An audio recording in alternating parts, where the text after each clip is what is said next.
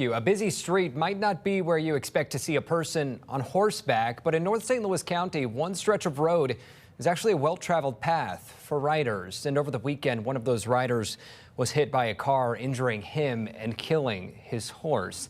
This happened along Lindbergh Boulevard and Candlewick Club Drive. That's between Florissant and Old Jamestown. Our Nathan Vickers tells us there's a community of riders in that area and a community that's now forming around helping the injured man.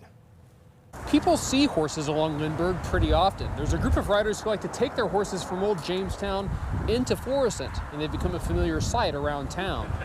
Henke's Tavern is a gathering place in Old Town Florissant. We've built a community that it's hard to explain until you're part of it. And a few weeks ago, that community welcomed a couple of men on horseback, men who had ridden into Florissant along Lindbergh Boulevard.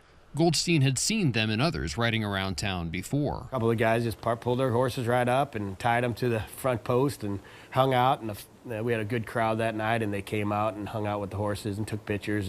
And the guys were so welcoming.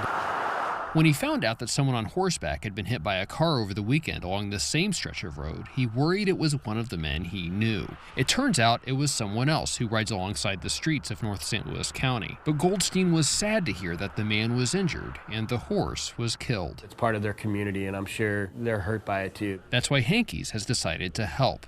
They're already doing a raffle to help another community member, and Goldstein is now planning another fundraiser to help the injured man. The way the world is these days, you don't feel that community like we're feeling it here. And that's important to me and important to our group that's doing the things in Florissant. Police say the driver of the car stayed at the scene of the crash. They were also treated for minor injuries. Nathan Vickers, First Alert 4.